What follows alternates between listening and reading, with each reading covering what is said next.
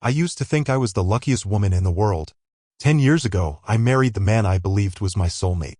He was perfect, at least in my eyes back then. Deep blue eyes like a winter lake, a gentle smile, and the way he placed his hand on my back when we crossed the street as if he'd protect me from the world. His name was Liam. Or at least, that's what I thought. We met at a mutual friend's wedding. He stood quietly in the corner of the courtyard, holding a glass of wine, watching the crowd like he didn't quite belong.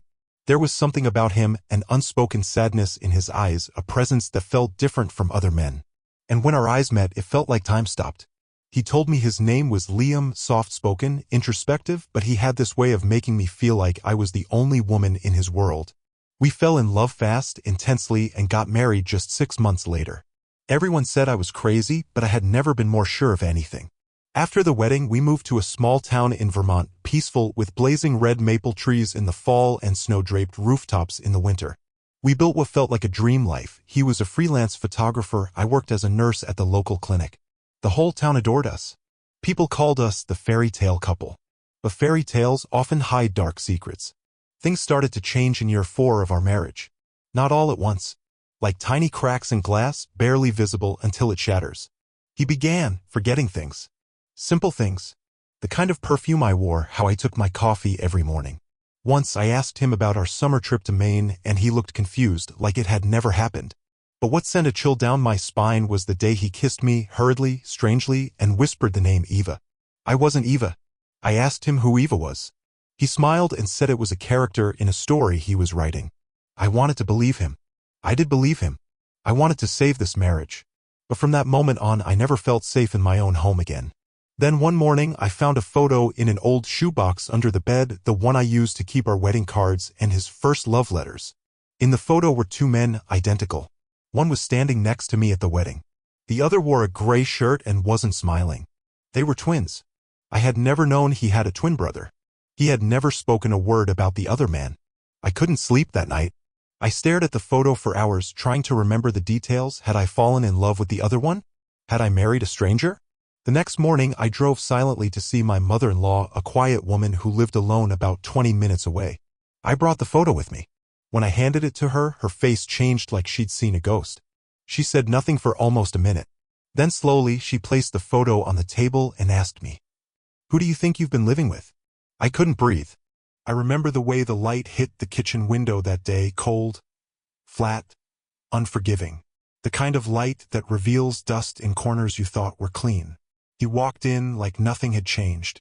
Jacket over one shoulder, keys jingling, smile rehearsed. But the moment his eyes landed on the photo I'd placed on the table, that smile fell apart like wet paper. He stood frozen, like someone who just walked into a trap. "What is this?" I asked, even though I already knew. He didn't answer, just stared at the 2 faces in the picture. One smiling beside me in a tuxedo, the other standing slightly behind, unsmiling, wearing the same face. His voice cracked. "Where did you find that?" The way he said it, like I'd uncovered a grave. "I'm going to ask one time," I said slowly. "Who are you?" He sat down, slow and shaky, like the truth had been weighing on him for years, and now he couldn't carry it anymore. "My name is Logan." I felt everything inside me drop. It was like gravity shifted under my skin. "I'm not Liam. I never was." The room spun.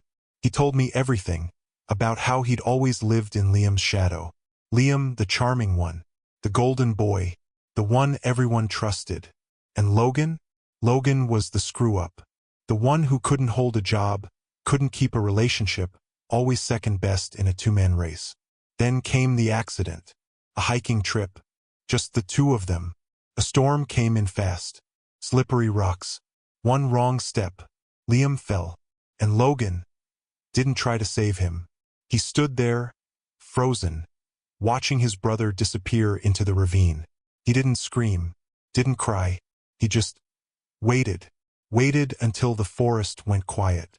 And then he took his brother's backpack, his ID, his wallet, his story. He came back down the mountain as Liam. No one questioned it. They were identical after all. People saw what they wanted to see. Even me. Especially me. "You loved him," Logan said softly. "But I loved you." I felt sick. "You let me build a life with a ghost," I whispered. "You stole everything." But he didn't apologize. He just looked at me with the saddest eyes I've ever seen and said, "I didn't steal it. I became the man you deserved. For the first time, I mattered." For weeks, I didn't speak to him. I moved into the guest room, locked the door, and cried into my own silence. The house felt haunted not by ghosts, but by memories I could no longer trust. Every laugh, every kiss, every whispered promise we once shared, replayed in my head like scenes from a movie someone else had starred in. I kept asking myself, did I ever love him? Or just the mask he wore? But secrets don't die quietly. One night, I was woken by banging on the front door. I opened it to find a woman, mid-30s, sharp eyes, fury trembling at the corners of her mouth. "Where's he?" she snapped. I barely got a word out before she pushed past me, storming through the house like she owned it. "Excuse me, who are you?" I demanded. She turned to me, laughing bitterly. "I'm his wife." My heart stopped. No. No. She wasn't talking about me. She held up a photo, him and her, arms around each other, smiling in front of a house I didn't recognize. She pointed at it. "This was taken 8 years ago. We have 2 kids. One of them looks exactly like him." I couldn't breathe. Turns out my Logan had a whole life before me. One he never let go of. He didn't just steal his brother's identity, he carried his own lies along for the ride. He'd gone back and forth for years. 2 lives. 2 families. One man playing 2 roles like a cursed actor who forgot where the stage ended and real life began. I confronted him that night. I didn't scream. I didn't cry. I just stared at him and said, "You need to leave." He dropped to his knees. Begged. Sobbed like a child. Told me he was going to fix everything. That he loved me. That I was the only real thing in his life. But I couldn't hear it anymore. He had built a house out of lies and now it was crumbling. And I wasn't about to get buried in the rubble. I threw his bags on the lawn and locked the door. For the first time in 10 years, I chose me. But the story doesn't end there. Because when you bury the truth for that long, it doesn't stay buried. Not when there's a body still missing. Not when the real Liam might not have died the way Logan said he did. And not when the police finally knock on your door. When the police came, they didn't knock politely. They pounded. 3 officers. A warrant. Gloves. Cold faces. I stood there barefoot, trembling in a robe, watching as they tore through the house we once called home. "Ma'am," one officer said, "we have reason to believe Logan Hartford is connected to an unresolved missing persons case." I knew what they meant. Liam. The real Liam. The twin whose life had supposedly been cut short in a tragic car accident, but for some reason no death certificate was ever filed. No body ever recovered. No funeral ever held. Just a story, told by the only person who could benefit from his disappearance. I told them everything. The confusion. The fake identity. The other wife. The double life. The way Logan always avoided talking about his family, his past, the accident. I handed over the photo the other woman gave me. Showed them Logan's handwriting on old love letters. Told them where he kept his laptop, his private safe, even the cabin in the woods he once claimed was his thinking place. And then they found it. Behind a wall in that cabin. A body. Decayed. Wrapped in plastic. The forensic team confirmed what my heart already knew. It was Liam. And the most chilling part? He wasn't killed in a car accident. He'd been shot. Point blank. Execution style. It had been murder all along. Logan was arrested that same night at a cheap motel outside town. He didn't resist. Just sat there on the bed, eyes hollow, whispering one word over and over again. He deserved it. At the trial, the whole truth unraveled like a threadbare sweater. Liam had been the golden child. The favored son. He inherited everything. The house. The money. Even the girl Logan once loved. Logan grew up in his shadow, burning with resentment. When Liam's fiancé left him, Logan swooped in, pretending to offer support only to steal her for himself. But even then, it wasn't enough. One night, Liam caught him stealing money from their father's account. A fight broke out. Logan snapped. A single gunshot ended it all. And in that moment of panic and fury, Logan made a choice. He would become Liam. Take his name. His life. His love. He ran. For 10 years, he played the part so well even I believed him. And maybe he started to believe it too. In court, I sat behind a screen. I couldn't bear to look at him. Not because I hated him, but because I had loved him. And he had killed a man for being loved more. The jury didn't take long. Guilty. Life in prison. No parole. But here's the twist no one saw coming. After the trial, Liam's mother approached me. Her hands were shaking. Her eyes haunted. I always knew something was wrong, she said. That man who came to the funeral, he didn't look at me like my son used to. She paused, then handed me a small box. Inside, a letter. From Liam. Written weeks before his death. Dated. Signed. He'd discovered Logan was planning something. He feared for his life. But he didn't want to go to the police. He hoped to reach his brother one last time. He never got the chance. But the letter proved one thing. He knew. He always knew. And now so did I. It should have ended there. The arrest. The trial. The verdict. But life, especially the kind twisted by lies, rarely ends neatly. 6 months after the trial, I tried to build a new life. A quiet life. I moved out of the house we once shared, sold most of our furniture, and found a small place near the coast. Somewhere with foggy mornings and no memories. I even changed my last name. But no matter how far I ran, the past kept finding me. It started with a postcard. No return address. Just 4 words.